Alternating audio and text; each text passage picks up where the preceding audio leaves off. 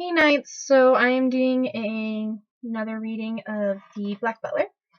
Um, I'm gonna do at least 3. I might do 4. It depends on how long I've filmed, so we'll go from there. At least 3 chapters. So chapter 20. I was put in the same room as Seal, who was pacing a little, and I didn't blame him. I was sitting on the bed that was in the room, my hands in my lap tightly gripping the fabric of my dress, but it wasn't tight enough to rip it. I was worried about Sebastian and the mental state that Seal might be in. Seal finally turns to look at me and walks over before sitting and pulling me closer to him. Sebastian will be fine, Seal says in a soft, convincing voice, which I just nod a little. I guess you're right, I say in a soft voice. I didn't want to worry him because I knew what was going on. I gently pat his arm before pointing at the chair that was at the table. Try to get some work done, Seal. I'm fine, and I don't want you to worry too much about me when you have to figure this whole thing out, I say before giving him a gentle push. He chuckles a little before nodding his head and doing as I ask. I watch him as he works, knowing that faraway look because he was thinking about this whole mess. I was on my feet when Seal stands because of that inspector giving him tea, knowing that he was thinking of Sebastian, which breaks my heart. I sit back down knowing there was no threat to Seal, and I could worry over other things, like how much my head hurt from all the noise and bright light. Miss, would you like some tea as well? The inspector asks, and Seal looks over at me. Celine, you should have some tea. It'll help calm your nerves a little, Seal says in a strong voice, as if I was a mess that he had to take care of. The inspector holds out a cup and saucer, which I take before giving a small smile. Thank you, I say in a soft voice that makes the inspector blush a little before he looks at Seal again. The inspector sits next to me, which makes Seal near his eyes at him before making a small hand gesture at me. I sigh a little as I stand and walk over to him, setting my tea cup by him before walking over to the window, not really listening to what they were talking about. I clenched my fist at the thought of Lou betraying Seal, and I was mad that Sebastian was hurt by that ugly little man, as well as Angela, or as I like to call her, the crazy angel.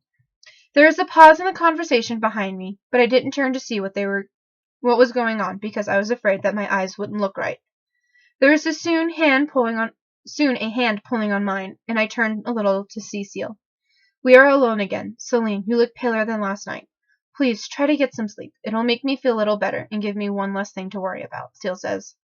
I sigh a little before walking back over to the bed, looking at Sebastian's coat that was hanging next to Seal's.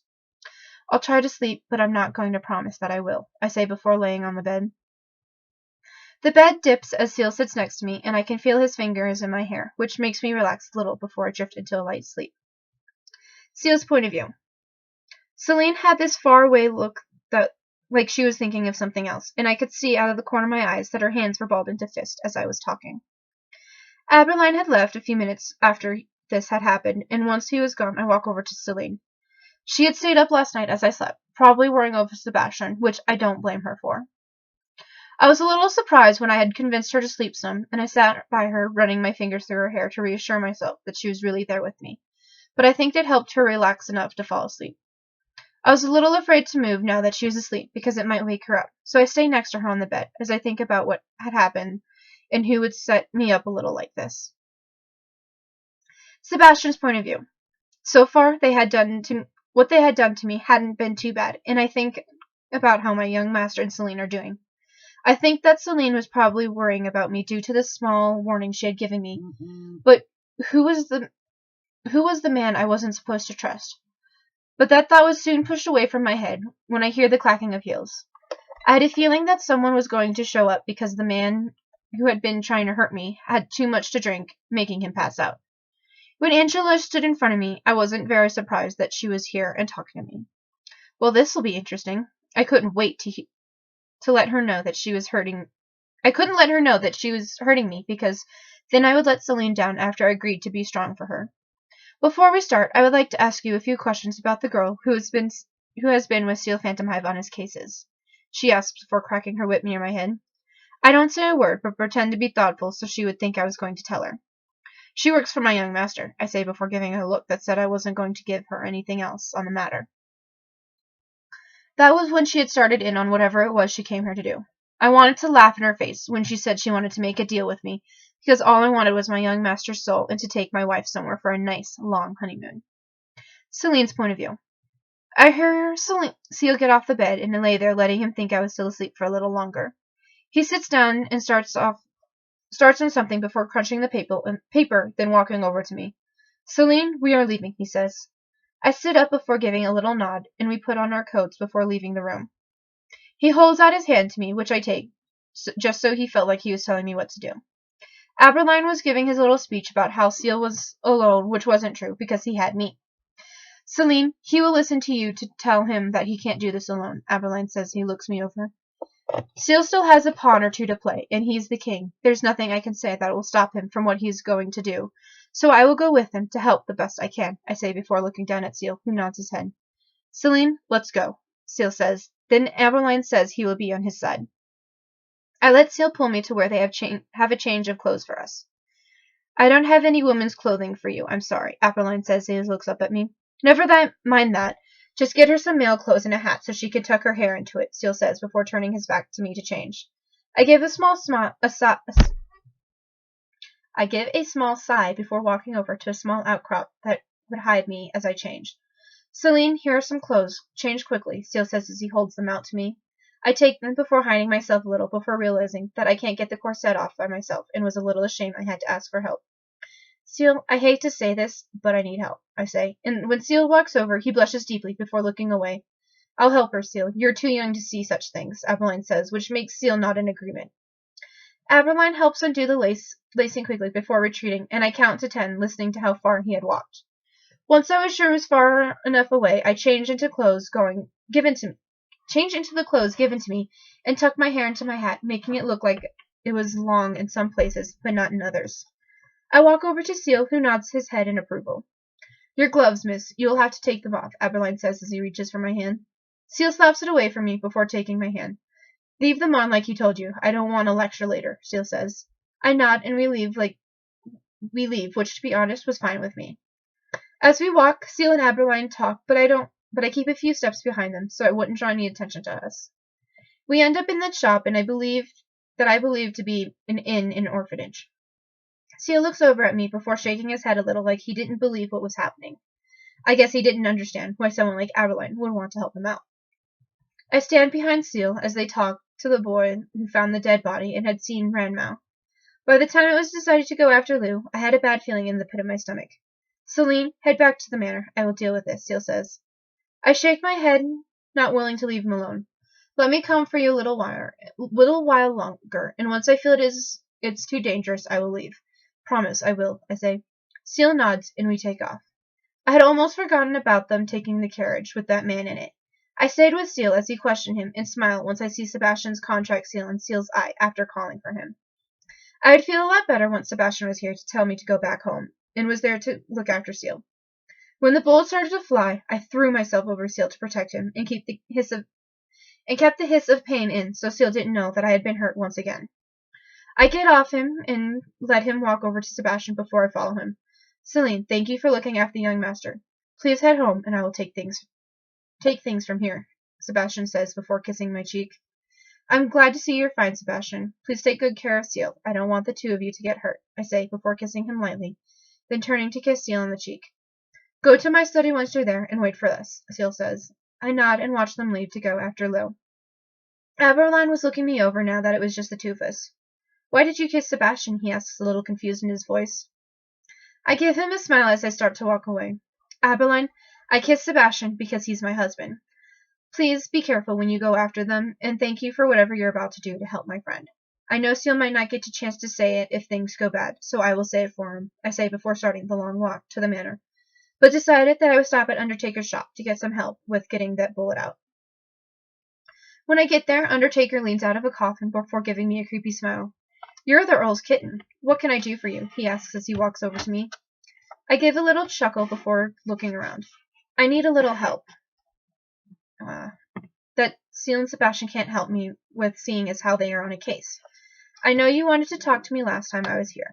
I say before sitting in the coffin as he stands in front of me. So, what can I help you with? Undertaker asks as he looks me over. I move my hand off my shoulder, letting him see the blood that was all over it.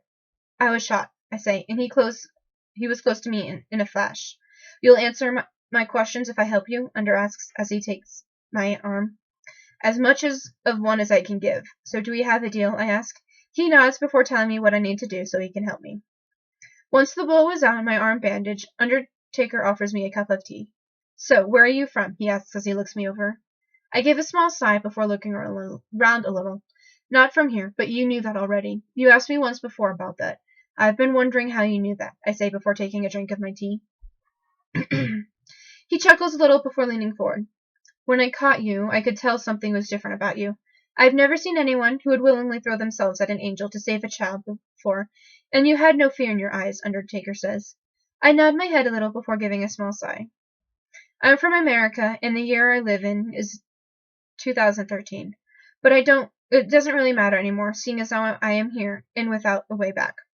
Even if there was a way back, I don't think I'd use it, because I like the life I'm living here, I say, before shrugging my shoulders. Do you know any good jokes from your time? He asks with a smile on his face now. I giggle a little before shaking my head. I'm afraid not. I don't know any jokes that you would understand, I say before setting my empty cup next to me.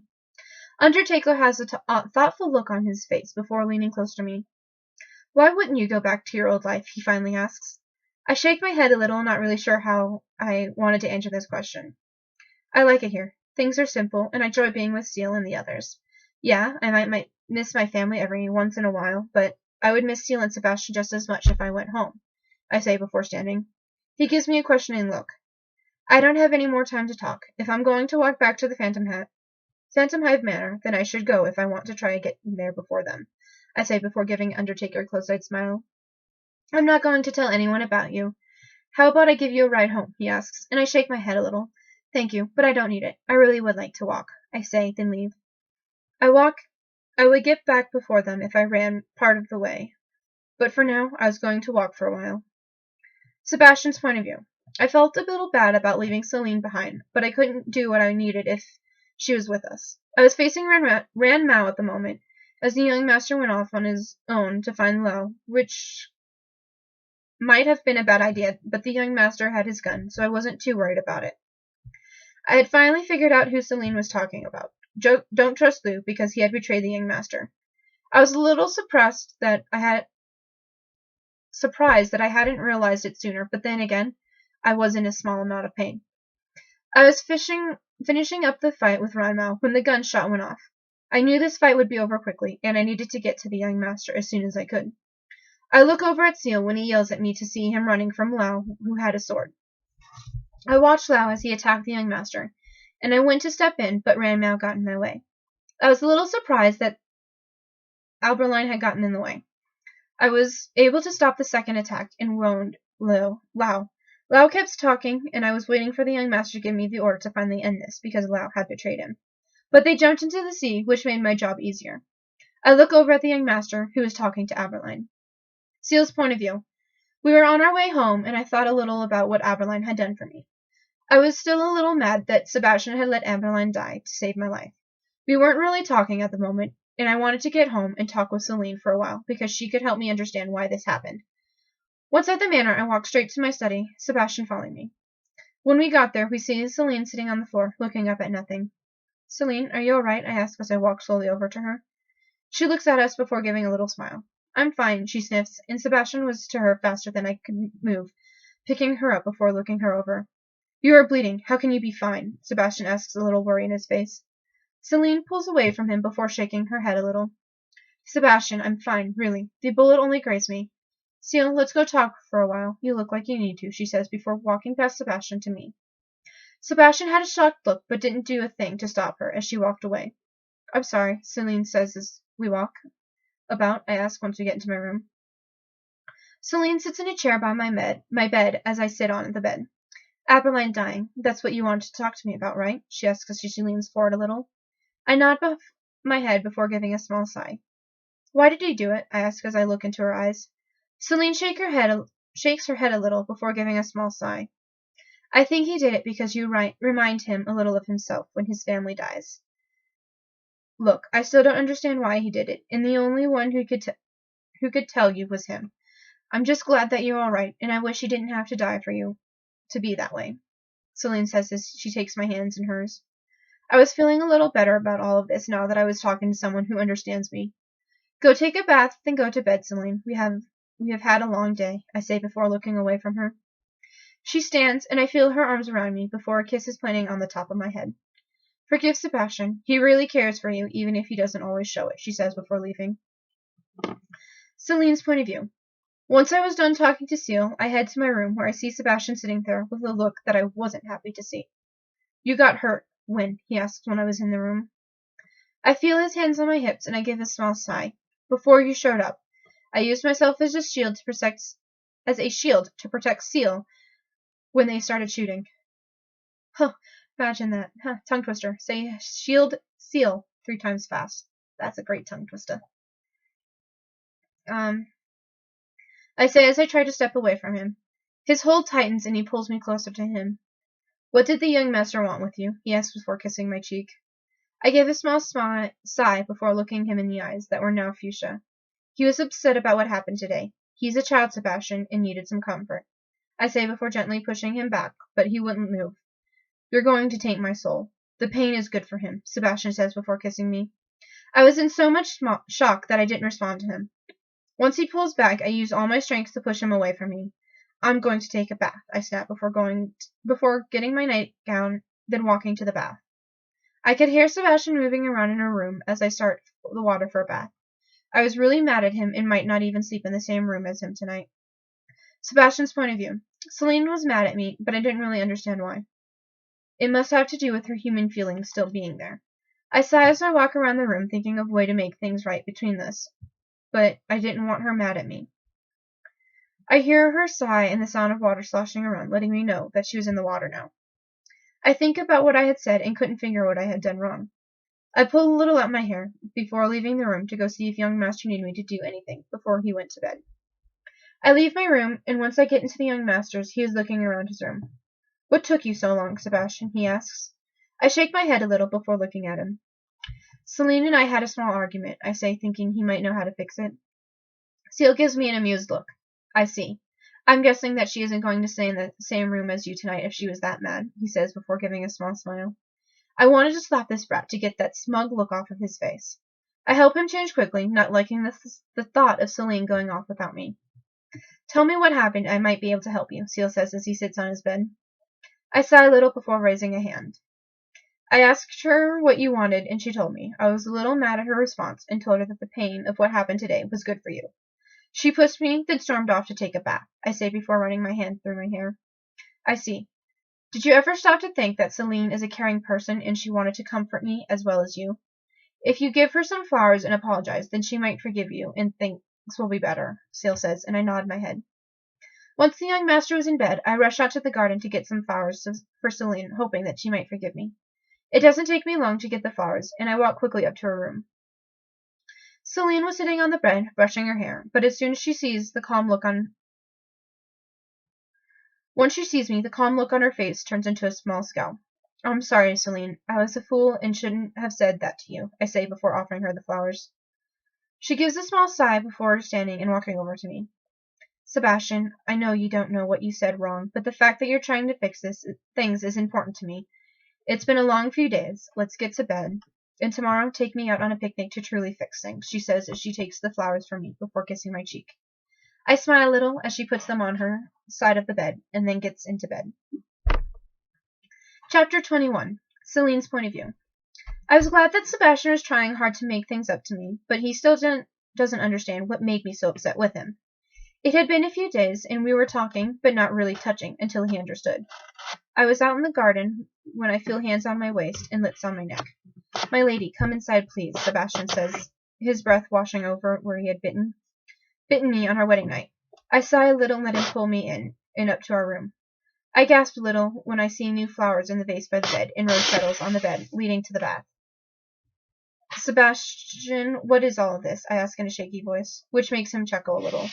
I know what I said wrong. I shouldn't have said anything to you about tainting Seal's soul, or that pain was good for him.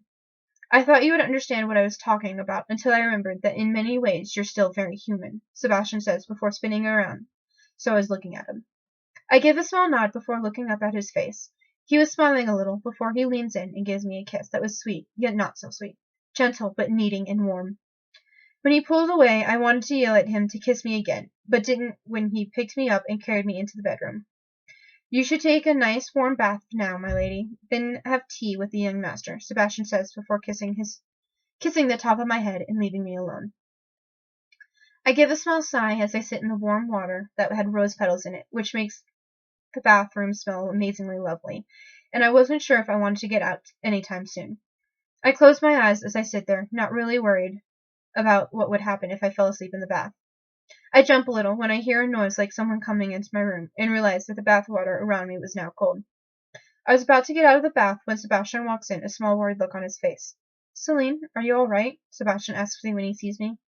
I giggle a little before nodding my head. Fine, I guess I fell asleep because of how nice the water was. Thank you for doing that for me, Sebastian. It was really sweet, I say as I take a small handful of water with the rose petals, letting them run through my fingers and back into the water, making the room start to fill with their scent once again. Sebastian chuckles from where he was standing before bending over so his face wasn't that far from mine. I am very happy that you enjoyed your bath, but the young master wishes to have tea soon and for you to be there. So get dried and dressed quickly so he does not He does not like to be kept waiting for long, he says before placing a small kiss on my lips, then leaving the room. I get out before quickly drying myself off, then walking into a bedroom to put on a nice dress. I give a small yelp when I see Sebastian sitting on the bed, a sly smile on his face, as he watches me. I thought you were going back to work, I say as a blush forms on my face. I will once you are dressed. The young master ordered me to make sure you are dressed and ready for tea, Sebastian says, his eyes flashing quickly from one color to the other, then back.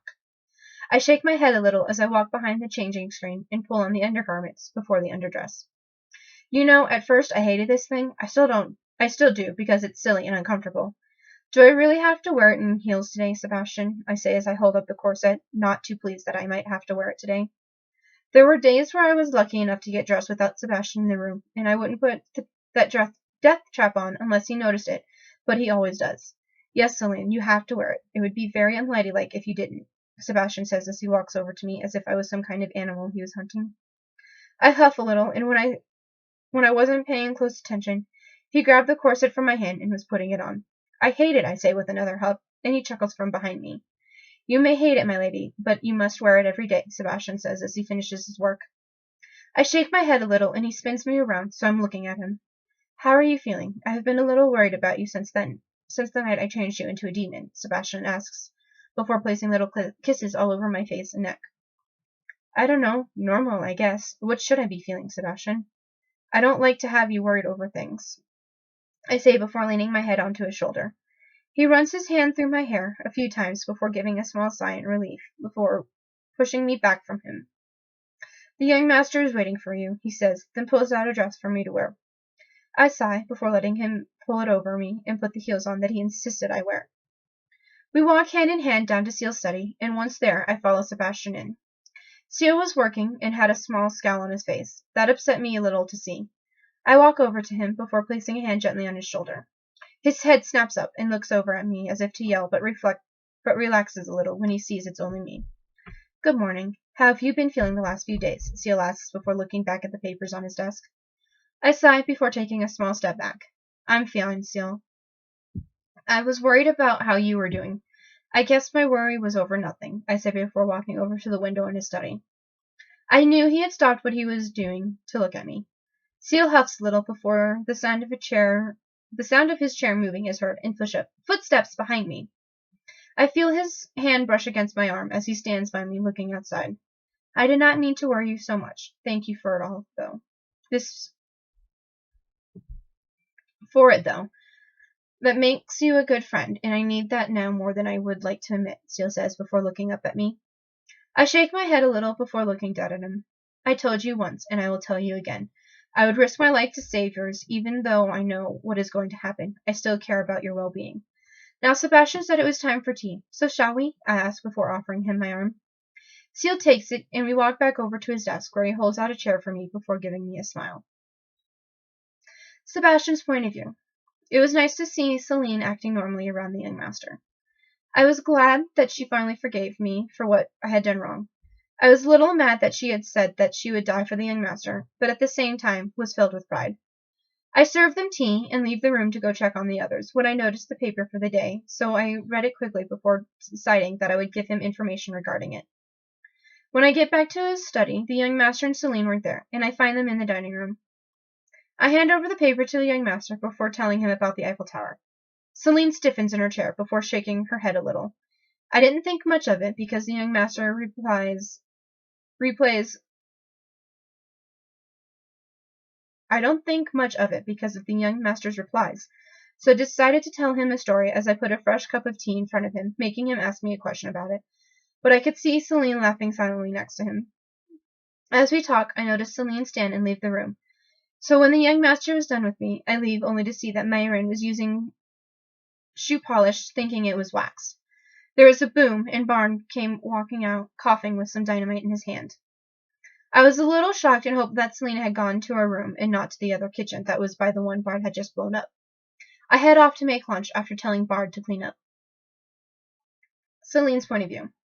I leave the room once I hear Sebastian telling his story, not wanting to get in the way. I walk out to the garden where there is a cute little kitten walking around, but once it sees me, runs over, jumping onto my lap. I knew that Lizzie would be showing up soon, so I was enjoying my freedom now while I had it. I pet the kitten, not really paying much attention to what was going on around me. I soon feel arms around me, one of them resting on my waist, the other petting the kitten before it was over my hand. My lady, it is time for lunch, Sebastian says in my ear. I sigh as the kitten leaves my lap, leaving me alone with Sebastian. He helps me up before I walk back into the manor. Why did you leave? He asks, not looking at me. I sigh a little. I didn't want to pry into things that had nothing to do with me, I say as I push a loose hair out of my face. Sebastian stops to look at me, then tucks the loose hair behind my ear. I blush a little before gently pushing his hand away from me. Sebastian, I was about to do that, I say as I look away from him. He chuckles a little before taking my hand and leading me to where Seal was for lunch. Celine, you shouldn't run off like that, Seal scolds as I sit next to him to eat. I didn't run off. I was giving you and Sebastian some space so you could talk about business. There's nothing wrong with that, is there? I say before looking away from him, a little upset that he would say such things to me. Like he didn't trust me. I'm sorry, Celine. I have a lot on my mind, Seal says, his hand gently patting my arm. I nod my head, and we were quiet as we ate. Once we were done, Sebastian cleans up, and I follow him down to the kitchen so he can clean the dishes. Sebastian, I need your help with something, I say, which makes him stop working to look at me with worry in his eyes. Help with what, my lady? He asks as he dries his hand before walking over to me, taking my hand in his. The bag when I first came here. I want to bury it in the basement because it's a reminder of what I'm not anymore, I say in a slow and even tone. He gives a small sigh of relief, like he thought I was going to say something bad. Is that all you need, Celine? Sebastian asks as he gently rubs his fingers up and down my cheekbone. That's all for now. The only thing I want to keep out of my bag might be my diary, but I'm not too sure about it, I say before he pulls away from me. We were silent as he finishes his work, then looks me over. We can put it down there later tonight, Sebastian says, before picking me up and kissing me. I giggle into the kiss, and he carried me up to our room, but I pull away from him a little. You should go check on the others. I saw Mayron putting shoe polish on the rails of the stairs, and I heard Bard below blow up the kitchen again, I say before pulling back more. I suppose I should, Sebastian says, a thoughtful look on his face as he puts me down. I was going to head to the library, but a pull on Sebastian's arm stops me. Stay close to the game room for today. I have a feeling something bad is going to happen, Sebastian says, then gives me a kiss before leaving me standing there a little confused. I shake my head and give a little sigh, then walk to the library, knowing that Lizzie will be here soon. I walk over to the window and look out into the garden to see the others talking to her and give a small sigh when walking over to the bookcase. I had just found a book I wanted to read when I hear a snap ring through the manor, and then the storming of feet running. I dropped the book I was holding and put them over my ears before the sounds were still a little too much for me to handle. I sit on the ground, letting a small whimper of pain slip through my lips. I was a little afraid that Sebastian would hear me and come running to help me when he needed to be helping Seal and Lizzie. Sebastian's point of view. I smile a little as the people who were here were now going to start their attack. I hear a whimper and look around, a little worried that it was coming from Celine, so I make sure no one was looking and rush up to where the sound was coming from. I see Celine sitting on the floor, her hands over her ears and tears running down her face before splashing on the floor before splashing on the floor around her. I wanted to pick her up and take her to her room, but I needed to take tea to the young master and Lady Elizabeth. I placed a hand gently on her shoulder, making her flinch away from me, which saddened me a little. I couldn't waste any more time here, so I pick her up and take her down to the kitchen, setting her on the floor next to me as I make the tea. I could feel one of her hands gripping my pant legs as her head resting above it. You should have left me there alone, Sebastian. I'm getting in the way again, she says between a few sniffs. I sigh before petting the top of her head. You're never in the way, my lady. Do you think you can head to our room until it's time for dinner? I ask as I look down at her. She looks up at me and gives a small nod, making her hair fall out of place, which annoyed me greatly. She holds onto my arm as we leave the kitchen, making sure she doesn't spill the tea, and walks quickly away from the young master's study. Celine's point of view. Sebastian was worried about me, but needed to be worried about Celine and Lizzie, not me. I slipped off my heels the moment I made it into the room and threw myself onto the bed, curling up into a ball. I could hear the violin that Sebastian was playing, which soothed me a little, but the sound of gunshots made me flinch every once in a while. I had a feeling that I was going to be eating alone tonight due to my tear-streaked face and red puffy eyes.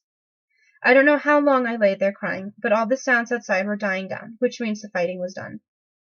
I wasn't sure if Sebastian was going to come get me, but I had a feeling that when he sees me, he will fuss over how unladylike I am before cleaning me up. There are footsteps outside the door, then bright light floods the room before disappearing. I didn't need to look up to know that Sebastian was with me, mostly because whoever it was didn't bring a candle into the room with them. I soon feel cold hands on my shoulder, and I'm pushed up into a sitting position on the bed. My lady, look at you. You're a mess and look very unladylike, Sebastian says before running his right hand up and down my arm. I give a little laugh because I was right when I thought he would say I was unladylike. I had a feeling you were going to say that, I say as my tears start to stop. He chuckles a little before starting to clean my face up a little. I will have to come back and clean you up more once dinner is done, he says before placing a small kiss on my cheeks. I blush a little before pulling him back. Go do what you need and I will start washing my face, I say before kissing him once. He nods his head before leaving, a small frown on his face. I knew he wasn't happy with the thought of leaving me alone like this, but that was fine because I needed him to worry about Seal and not me right now. I walk to the bathroom and start to wash my face, but sigh a little when I see how bad it was. No wonder Sebastian didn't want to leave. He's a bit of a perfectionist, I mumble as I pull out a washcloth and getting it wet. It didn't take long to clean my face, and I let my hair down, seeing as how it was halfway down. I gave a small sigh before shaking my head to make sure all the pins Sebastian put in were out of my hair, which makes a few fall to the floor. I picked them up and put them by the sink, then heading to the bathroom, wanting to lay down for a little while longer. I feel hands from behind pulling me back into them, and I give a small yelp of fear. Celine, it's all right, Sebastian says. I relax in his hold before giving a small sigh. Don't scare me like that, Sebastian, I say as he turns me around, putting a hand under my chin so he could look at me. He gives a little chuckle before kissing the tip of my nose, which makes me blush a little. I'm sorry if I scared you, my lady, he says before letting me go and looking over my dress and hair. You should change before eating, and I will brush out your hair. You need to look presentable for the young master, Sebastian says as he takes a handful of my hair, letting it run through his fingers.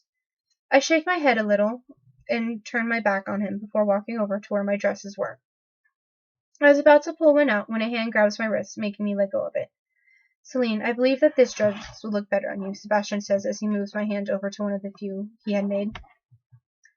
It was red and black, the one that he made me not long after I'd gotten here, the first one he made me. I blush a little as he picks it up and turns me around. I sigh in defeat and let him help me change my dress before he brushes out my hair. Should you make Seal dress before he brushes out my hair? Sorry. That was not what I meant to say. Should you make Seal wait this long for dinner? I ask, which makes him chuckle. The young master and Lady Elizabeth have already eaten, and I thought it could be just the two of us, Sebastian says, before kissing up and down my neck. All right, I would like that, I say before he moves away from me. We walk down to Seal's office, and he looks depressed. I walk slowly over to him, and when I look over my shoulder, I see that Sebastian was gone. I shake my head a little before placing a gentle hand on his shoulder. He looks up at me. Celine, where have you been? I was worried about you. Elizabeth is in another room, and I was worried that because she was here he might have to run away for the night, Seal says as he jumps up from his seat, taking my hands in his. Silly child. I was in my room the whole time. I couldn't handle all the noise that was around the manor today, I say as I sweep hair out of his face. He huffs a little, probably at me calling him a child. I'm not a child, and you know that, Seal says, a small pout on his face, as he looks away. I know, Seal, you're not a child. You're a young adult, and I should treat you like one. I'm sorry if I made you feel like one. I'm going to go down and eat now, but I will be around if you need to talk to me, I say before giving him a hug. I leave his room and head down to the kitchen, having a feeling that Sebastian would be there. Sebastian's point of view. After cleaning up the chess set, I head to the kitchen to see Selina walking around it. My lady, what are you doing? I ask as I walk over to her, and she gives me a big smile. Nothing, Sebastian, she says before walking over to me. I have to see Lady Elizabeth out of the house, and I need you to stay with the others until then. That means you will have to see her as she leaves, I say as I put my hand under her chin, forcing her to look up at me. She isn't going to hurt you this time, and I will be there for you, I say in a sweet tone before kissing her. When I pull away, she nods her head, a dazed look on her face, as well as a blush. I led her out of the kitchen to where the others were standing, and Finny gives Celine a big smile. Celine, where have you been all day? Finny asks as he runs over to her. He picks her up in a hug and spins her around before looking over at me, and he sets her down. Finny, is something wrong? Celine asks as he gently pulls on his arm, making him look over at her. Nothing. I just thought Sebastian was going to yell at me for being too rough with you, Finny says as he rubs the back of his head. Celine gives a small laugh as she looks over at me looks at me, the laughter dancing in her eyes. I'm sure Sebastian wouldn't yell at you when he knows that you were gentle with me already, Celine says, giving me that look that was telling me to agree with her. I nod my head before looking at the others. I will be getting the young master and Lady Elizabeth, so everyone into their positions. Finny, please keep Celine close to you until Lady Elizabeth is gone, I say, which makes them nod their head before getting into position. Celine's point of view. I watched Sebastian walk off to go get them, but I was a little worried about seeing Lizzie again. After what happened last time, I wasn't really looking forward to see her again. As they walk down, I stiffen a little as her eyes flash over me, but I just look away, not daring to make eye contact with her. She leans close to Seal and whispers something into her ear, which makes Seal shake his head a little. She huffs before giving me a cold look, and walks over to Finny and the others. Thank you for helping me today, she says before giving them a sweet smile, then looking over at me before her eyes stop on my wedding ring that was over my gloves. Celine, did you get married? She asks as she takes my left hand and looks at the ring. Sebastian and Seal walk over, and Seal gives me a smile before looking at Lizzie. I see you noticed Celine's wedding ring. I was happy to see her get married, Seal says before giving a sly look at Sebastian, who nods his head a little. Who did you marry, Celine? Lizzie asks as she looks over the others before looking back at me again. I feel Sebastian's hand slip into my right hand. Lizzie, Seal starts, but Lizzie was talking about how cute my ring was in my dress. I was a little shocked when she started to pull my ring off, but Seal hand over her stopped her. Lizzie, it's rude to take things that belong to others, Seal says as if scolding a child. She lets my hand go, but has a big smile on her face. I'm sorry. May I please take a closer look at your ring? She asked before looking over at Seal. I would rather you didn't. I'm not trying to be mean, but I don't want any other woman but myself to hold my ring because my husband chose it for me. I say, which she makes a face like she was going to cry. Celine, how could you say that? Seal asks as he looks me dead in the eye. I take a deep breath before looking over at Sebastian for a little help. Young master, Lady Elizabeth, what I think Celine is trying to say is that her wedding ring is special to her because I chose it for her, Sebastian says as he pulls me a little closer to him. You did, but I didn't know you were married, Sebastian, Lizzie says, shock over her face. Sebastian gives her a smile before nodding his head a little. The other servants were standing there, mouths opening and closing as they looked between Sebastian and myself. Seal had a wide smile on his face, which makes Lizzie smile more than she was. Lizzie leaves, and once she was gone, the others run over to me, seeing as how Sebastian and Seal were outside. You got married to Sebastian? Bard asks. When did you and Sebastian start seeing each other? Mayron asks. Finny was quiet, and when he looks at me, he gave me a big smile. I knew it, and I'm so happy for you, Finny says before he starts to cry a little. They keep asking questions until Seal walks over. Will you three leave Celine alone? Seal asks, making them back away a little. Sebastian sits next to Seal and myself. You three are not to say a word about Sebastian and Celine being married. As far as anyone is concerned, Celine lives here to help me with my cases, and she has a good relationship with all of us, and she sees me as a little brother. I don't need word of her being married to go all around London and getting to the Queen. I told Elizabeth as well, and she agreed to keep quiet about it, Seal says before giving them all a look that said they needed to do as he says. They nod their heads before giving him a big smile, then running off to do their work before bed. Okay, I'm actually just going to stop it there. My jaw hurts from reading and literally reading like 6 chapters now in a row. So, yeah, I'll go out and post some more on another day. Maybe tomorrow night, I don't know. But yeah, so that's it for tonight for me. So that was chapter 20 and 21. Alrighty, peace out, nights.